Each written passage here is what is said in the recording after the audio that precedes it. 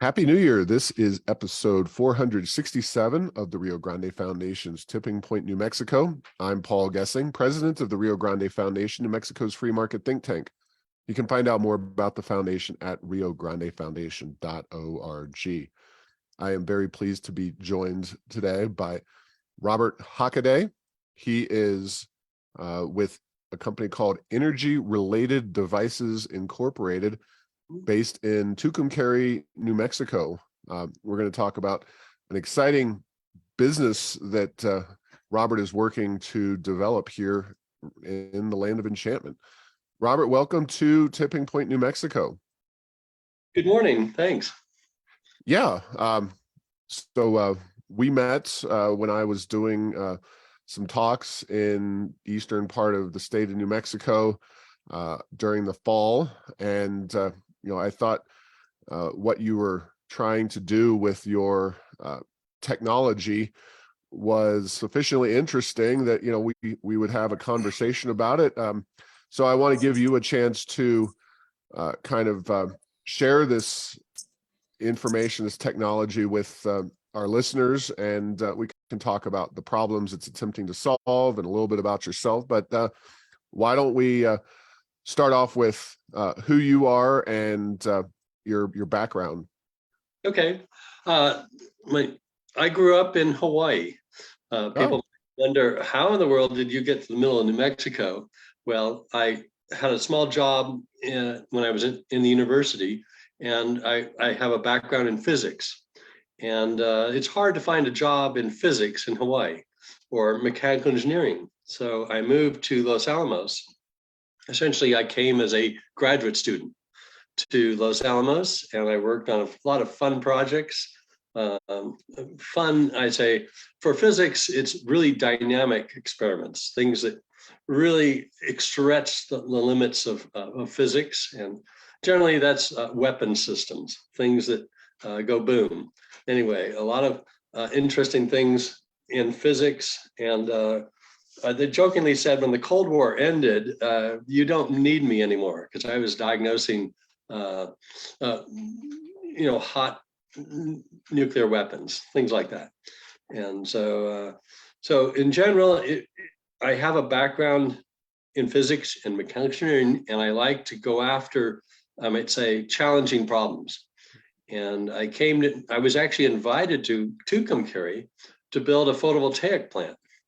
But the trouble is the price of photovoltaics just kept going down. The Chinese were pushing their advantage of mass production. And we said, we're not going to be able to bring in a new photovoltaic system if someone else with the standard cell just keeps driving the price down.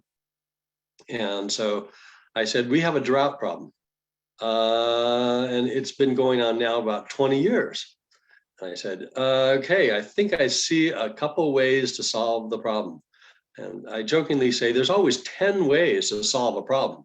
So usually you just start choosing ones that you find are acceptable. I say there's all kinds of different ways to do something. So the idea is, go ahead, Paul. Oh, no.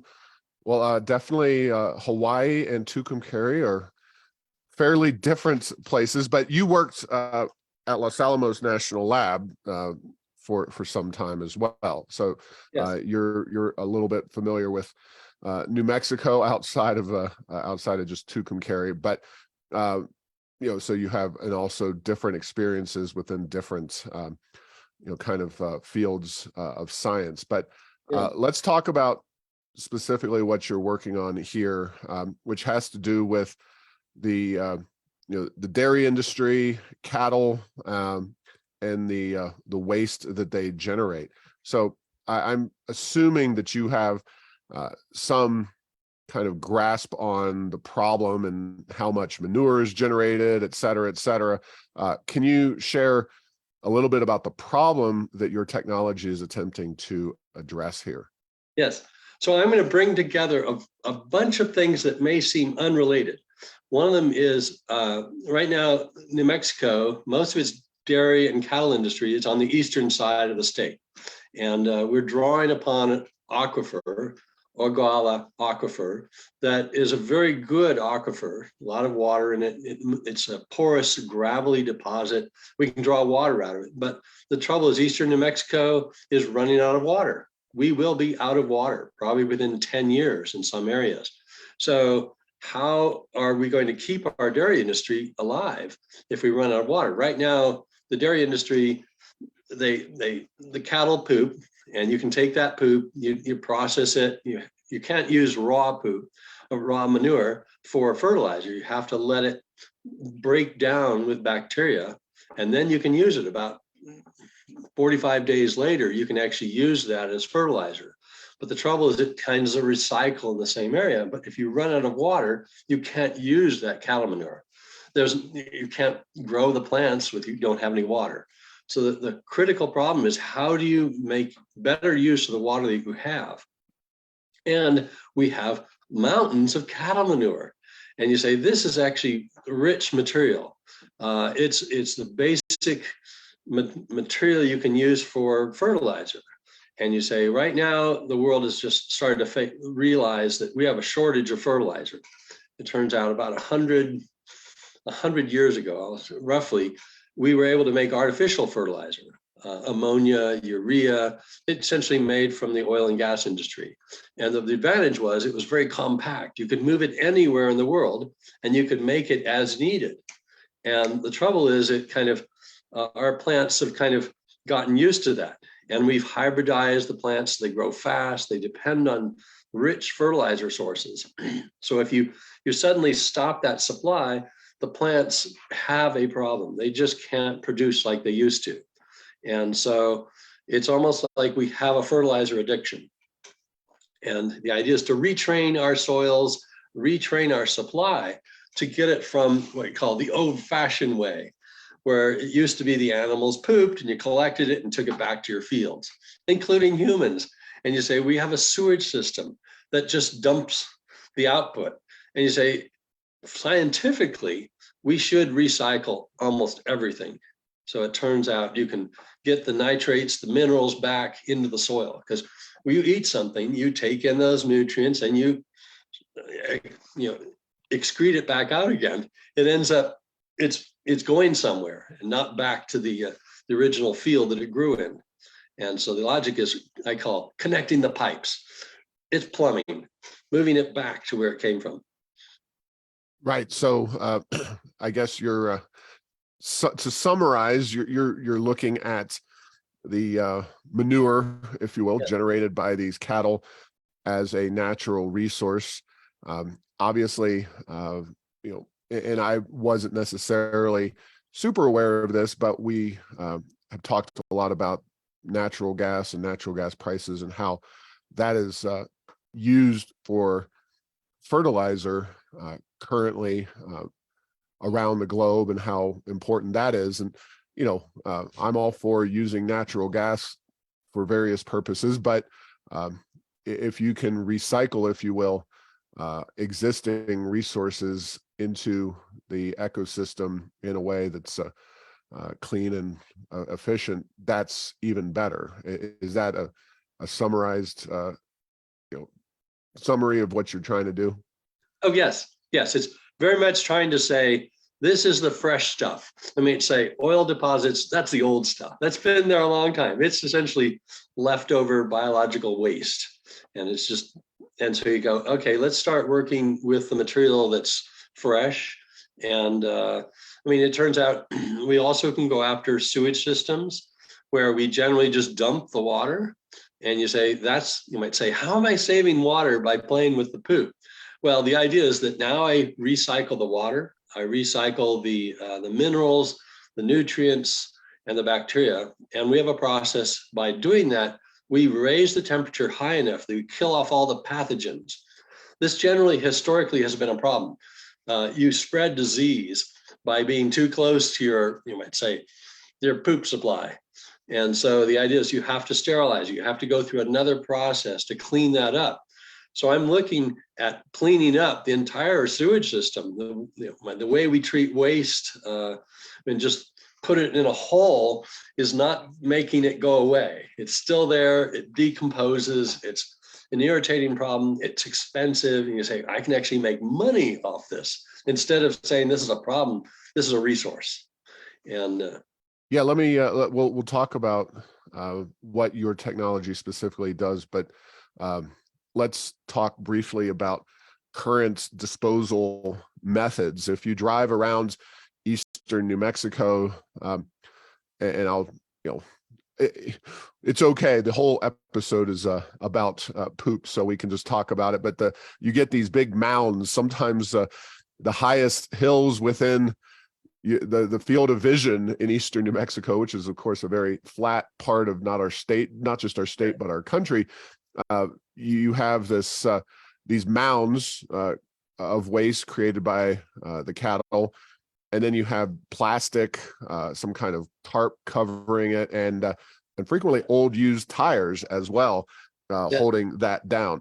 Now, what is going on there? Obviously, it's better than flushing it into a river or something, but talk about that process as it exists now, and both the economic lost potential as well as the environmental problems that exist there.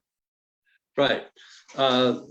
Interesting numbers. If you need statistics, I think roughly about 100 pounds of cattle manure per day per person is emitted every day. And so the cattle far outweigh the humans in terms of raw material available. And the cattle, they chew up grass and things like that, but there's still a lot of energy left in raw cattle manure. And it's because the cow can't actually break down the cellulose very efficiently. They break down the sugars and the starches and the fats from the food, but the cellulose is slow. It's hard to break down. And so they end up, the bacteria take advantage of this in their gut and produce methane. So the cattle burp. Most of what comes out of a cow is a burp. I should let you know, when you look around, you see these big feedlots, there's two kinds of mounds. One is actually silage. They cover, it's grass and hay that's being essentially processed. They cover it with a big white tarp and put rubber tires on it. That's actually cattle feed. So you kind of wonder, what are they doing there on a cattle operation? There's one is silage and the other one might be manure that they're just trying to let it break down, but using bacteria to break it down. And so the idea is both of them actually use a breakdown process, usually bacteria. Silage actually becomes acidic. It's almost like it makes its own vinegar, but it becomes useful for the cattle. So breaking down old stalks and grassy cellulosic material. So it's kind of confusing. You wonder, there's big piles out there. What are all those piles?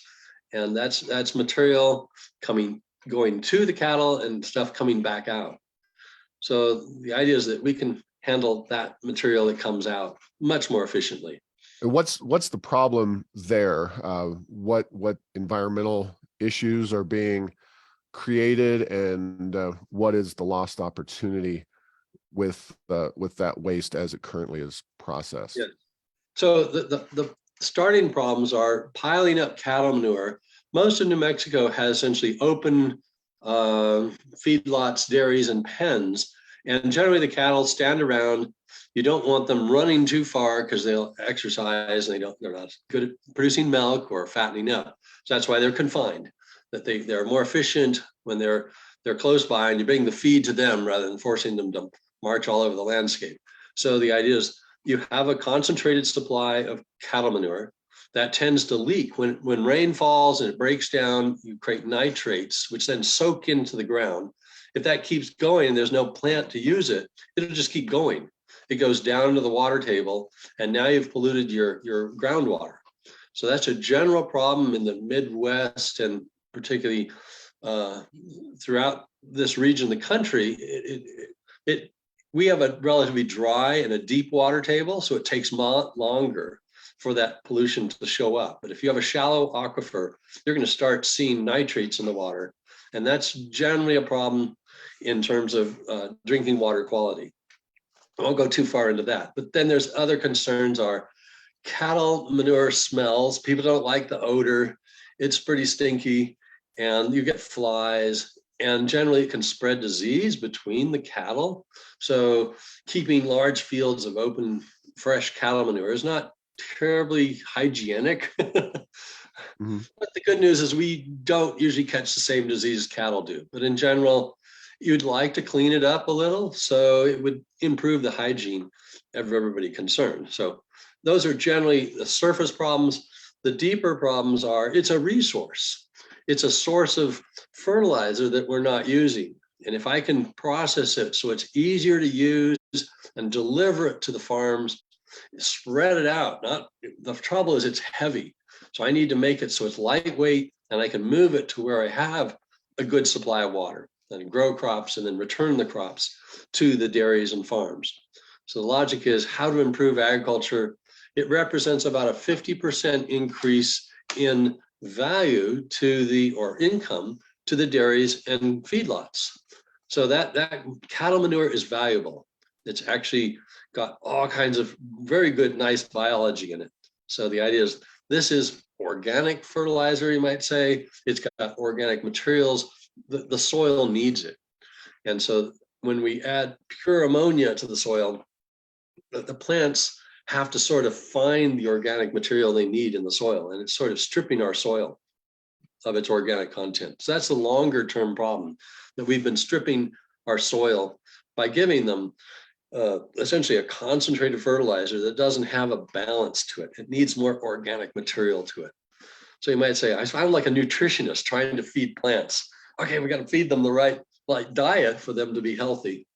And on a long term, they're running short on organic content in the soil. All right, so let's talk about your technology and what your solution is for all of this. And feel free to, talk about the company name and other folks involved with this particular effort. Yeah, we've set up a company called Tucumcari Bio-Energy, and the idea is we have set up to say we've got old ethanol plants or ethanol plants throughout the Midwest. New Mexico has 2 ethanol plants. Their purpose was to take usually grain like corn and sorghum and turn it into essentially alcohol and what's called distiller's grain. So they had 2 products. Distiller's grain is fed to the cattle, but the whole idea is that those ethanol plants exist. They were put together and they're out of business right now because we're in a drought. There was not a sufficient supply of grain to run those ethanol plants. And this is a common story throughout the Midwest. We're running short on grain, so we shut the ethanol plants down. And the idea is these are existing resources we already have, saying these are located near the cattle supply. Why can't we use those to do the processing of essentially the waste material from the cattle? The dairies haven't gone away and the feedlots haven't gone away, but we have the ethanol plants. So let's use those ethanol plants as processors. So we've done all the testing. We've essentially found out that we can actually use a lot of the equipment that there. Essentially, it's a premium operation. It's got all the beautiful equipment and process the cattle manure to make high grade, high rich fertilizer, but we also can capture methane gas. We can fuel the trucks. We can fuel the tractors, it's less expensive to fuel them with natural gas than it is diesel. So the idea is that you can start switching out the fuel for all the local vehicles, particularly farm equipment and the trucks that are moving things around. You have a local supply of fuel, and that helps the local farmer because now his fuel cost. 2 things farmers, their biggest expenses are fertilizer and fuel. So if I can supply both of those 2, it makes the bottom line for the farmer much better. And the idea is now I also can, I create carbon dioxide in the whole process. It's automatic. I make carbon dioxide, I make natural gas, and the carbon dioxide can be useful for the more advanced kind of growing, which is water retaining greenhouse operations, or even algae, where you grow algae, but necessary for any kind of intense enclosed greenhouse operation. You have to add carbon dioxide for it to keep going. So the funny idea is this is the first step to creating advanced greenhouse operations. And greenhouses are useful because they save water dramatically. 10 to 100 times better at it. So this is a technology that you're looking to deploy here in New Mexico, partially with this, an unused ethanol plant. Yes. And obviously, maybe I'm wrong, but I'm not aware of how many ethanol plants are around just sitting empty at this point. Is this something that you think is viable, after you run out of unused ethanol plants, or is it kind of reliant on that being in existence, or this is just the test case and you're hoping that once you get one example going that you think it'll be viable at feedlots and across the country? It's yes to all of them.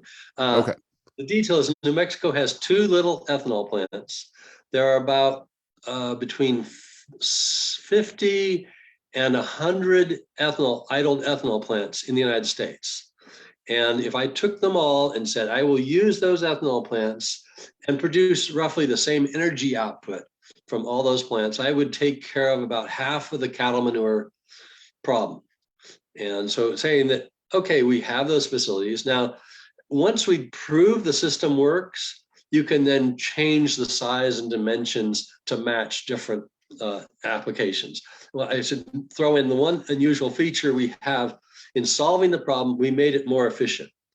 Turns out most ethanol plants expect to essentially use external heating to get the process going. And what we're doing is using a higher temperature digestion process. It ends up with a better product. It's more efficient, it's faster, but we need some warmth. And it turns out we're in New Mexico. We have lots of sunshine, and you can heat the ponds with sunlight. So the idea is they will self-heat themselves and keep themselves in the proper operating conditions that you need for efficient, fast digestion. So this is my mechanical engineering background. I'm going to re-engineer the process so it's efficient and fast, and not just depend on nature to do the job.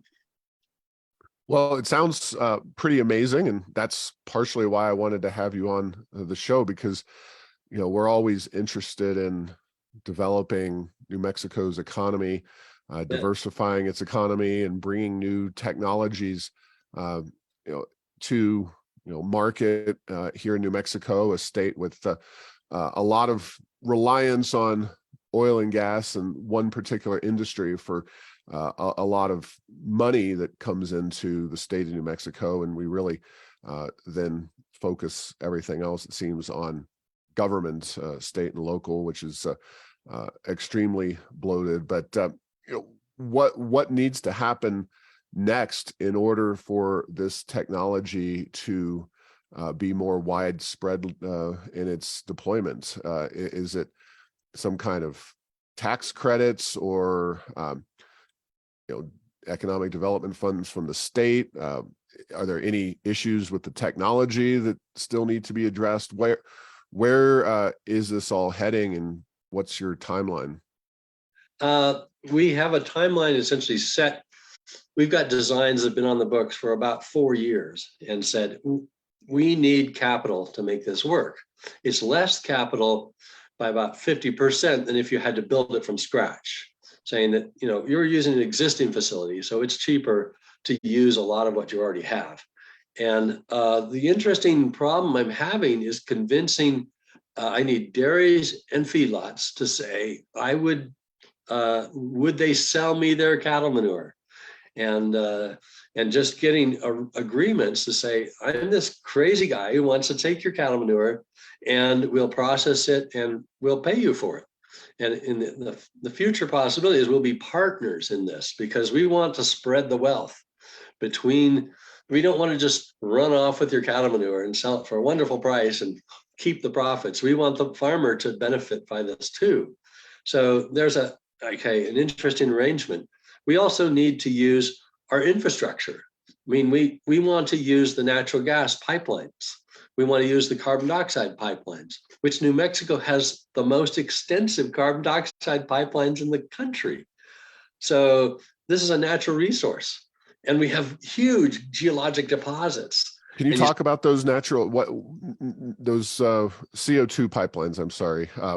What what do they do? Where do they go? Yeah, And what is the CO2 used for? yeah. New Mexico has these ancient resources, you might say. It goes back to the 1930s, and when we were starting to discover oil and gas, and we also discovered carbon dioxide wells. In New Mexico, there's you might say the grandfather of the carbon dioxide wells is Bravo Dome, and Bravo Dome produces carbon dioxide that's greater than somewhere around 97% purity, much higher than that, though. I won't get too picky, but it's a beautiful carbon dioxide deposit, and it's used in the Permian Basin.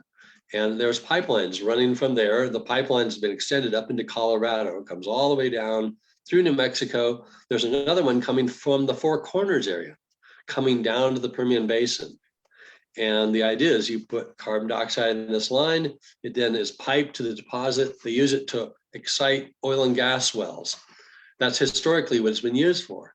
But if you want to get rid of carbon dioxide, you can also just put it in the ground. We've got massive deposits that are porous underneath us. And the idea is the carbon dioxide can be put in there and kept for a long period of time. Think of it as a resource. You're trying to, let's say, the same with natural gas. It's the one thing that's stabilizing the electrical grid right now, is having a power plant that can run on schedule whenever you need it. And the storage capacity, we can go for months with our stored methane supply without anything happening. So that's our existing storage capacity that we have. And you say, that's the existing infrastructure that I want to tap into. So you can use this CO2 generated or captured, if you will, from the the manure, and use that potentially in extracting oil and gas. Yes, you can. And then sequester it underground. And sequester it. You can say, okay, you get some oil up, and you can put the carbon dioxide back in the ground. So the idea is carbon dioxide is useful. You can also use a refrigerant. You can use it as a working fluid in engines and things like that. So from a point of view, carbon dioxide is necessary for biology to occur. That's why I talk about advanced greenhouse growing and things like that. Well, you need carbon dioxide to go there. And New Mexico is sort of in the situation, short of water. Well, we're good. We could do a lot of greenhouse growing. We can grow more than just cattle feed in New Mexico. We can grow exotic plants, if you like, diversify our might say product line, our agricultural product line. And but to do that, you need carbon dioxide, and you need some water, but you don't have to have the world's supply of water. Right. And then is this leftover material then left on site for farming, or does it get trucked to farms that need fertilizer? How's that work? Yes, you would be trucking it. You can also put it on railroad cars. I should mention Hereford, Texas, or the epicenter of the feedlot industry. They put cattle manure on trains and rail it out to somewhere in the east, farms that need cattle manure. But in general, it's very heavy.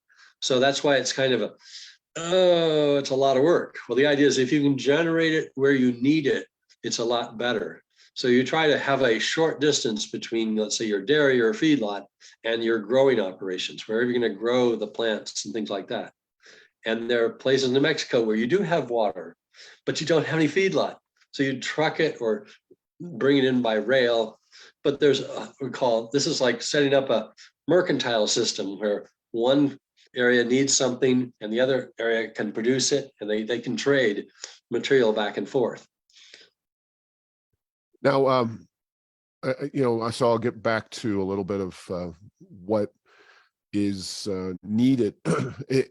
There's a lot of obviously policies being implemented and discussed around the country, and our governor,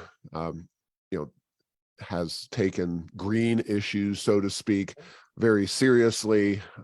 The thought seems to be that we are going to really lead the way in New Mexico with these policies. We shut down a coal-fired power plant with really no future understanding of where we're going to get our power for green, policy fulfillment. There's massive tax credits and all kinds of subsidies available at the federal level. This would seem like the exact kind of policy that all of that would be meant to boost and fully implement. Seems like a win-win for a lot of industries and the environment as well. So is that something that is being tapped into? Are they available, not available? What's the deal with all that?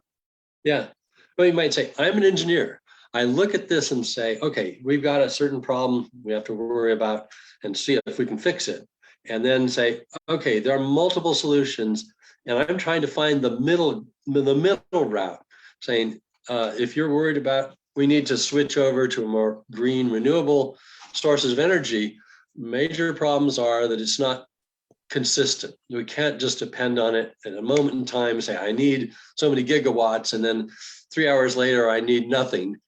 You need some way of storing energy and delivering it back into the electrical grid. And the electrical grid would not be able to handle, if we went to all electric cars right now, there wouldn't be enough line capacity to deliver the electricity. Mm-hmm. But we have that resource in natural gas right now. Interesting detail, New Mexico pipes a huge amount of natural gas to California. We're also sending natural gas into the Texas area, but most of the gas flow is from New Mexico going west. And our pipelines are just full because as California shut down coal-fired power plants, they are essentially now bringing in natural gas to run power plants. It's cleaner, and it delivers a nice combustion, nice heat, and things like that. You can also make fast responding generators to do that. So the whole idea is that this is something we already have.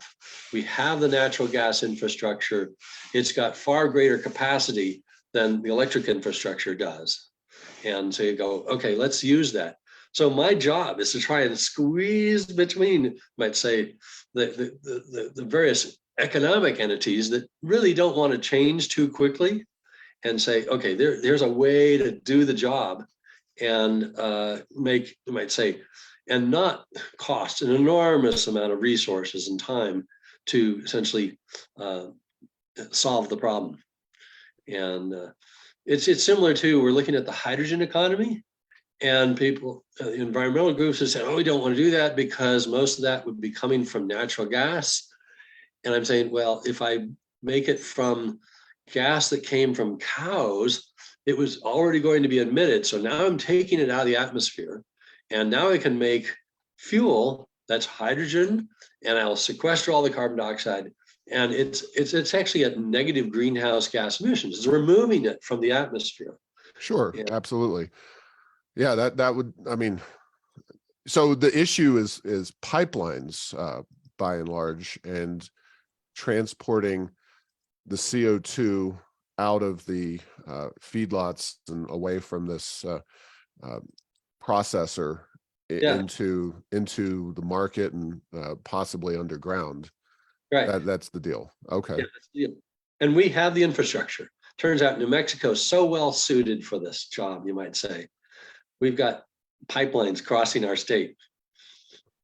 So pipelines, and I know a lot about a lot, but I'm not a very expert, well-versed person when it comes to who regulates all the pipelines. But I understand that is largely a federal function of, when pipelines are created for, especially energy-related, shipments.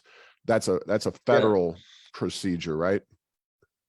Sort of. A lot of times the pipelines are built by the federal government somehow, may be paid for by a private company, but they end up sort of being coordinated and put in place.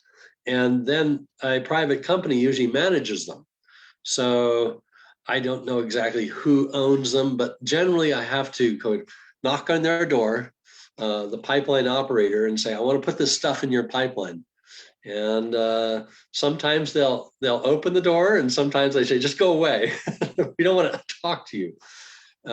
I've talked to British Petroleum, Chevron, and Occidental, who are the major operators. And Occidental is going to be probably doing the big carbon dioxide sequestration.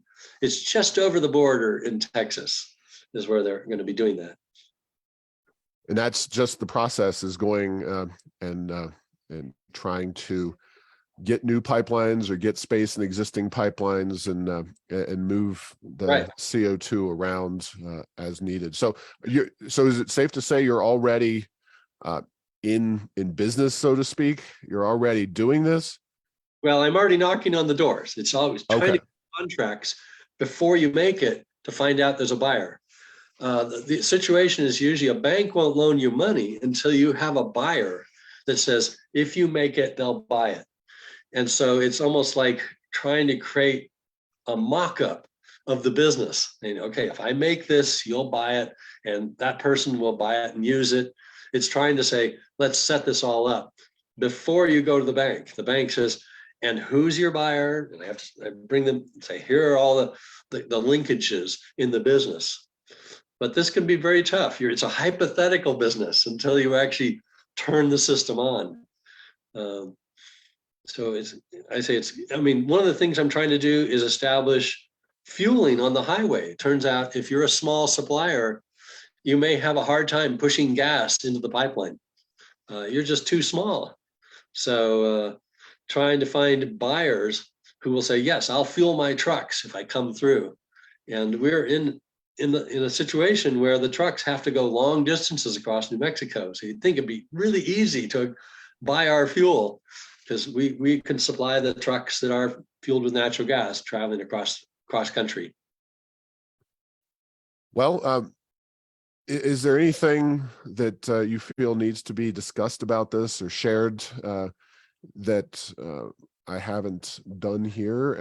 Any websites or any other information? So just kind of cleaning up loose ends before we conclude this conversation. Well, we do have a website. It's Tucumcari Bio-Energy.com. Essentially, it's our full name plus .com. And I realize Tucumcari may not be the easiest word to spell, but that's Tucumcari, and then Bio-Energy, no hyphens or anything. And that's where your website is. There's a little video there, I see. Yeah. I mean, what we're trying to do is involve the whole community, because it turns out much of our rural communities are essentially, we're kind of at the short end of the economic table. Sure. We just can't seem to, we are, I mean, traditionally we're extractive industries. And you think about it, we get minerals and things out of the ground.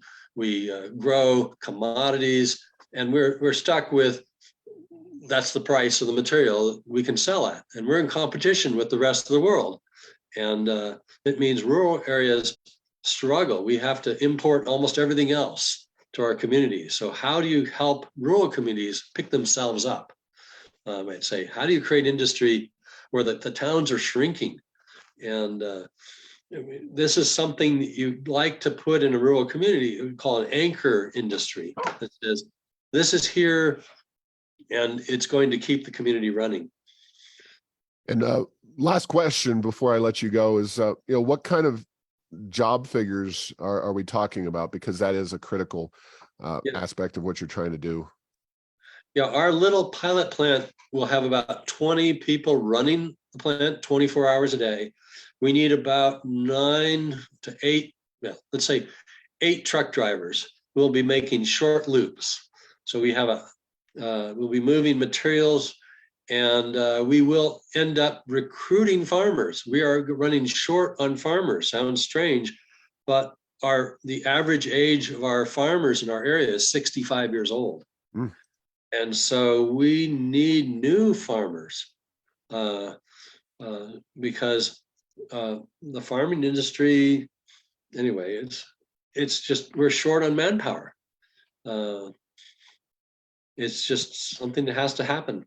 Well, best of luck, Bob. This is really exciting and interesting technology. It'd be great if it happened right here in New Mexico. And, you know, I like to talk about win-win, but this seems like a win-win-win-win-win if you can get it all done. And so thanks for sharing about your efforts, and feel free to keep me posted if anything comes out, any big developments. We'd love to share them with our listeners. So thanks for listening to this week's episode. Find all episodes at tippingpointsnm.com or at the Rio Grande Foundation's YouTube channel. Subscribe to this show at Apple, Stitcher, or have your Google Home play Tipping Point New Mexico. Thanks to Path 3 Marketing for producing this show.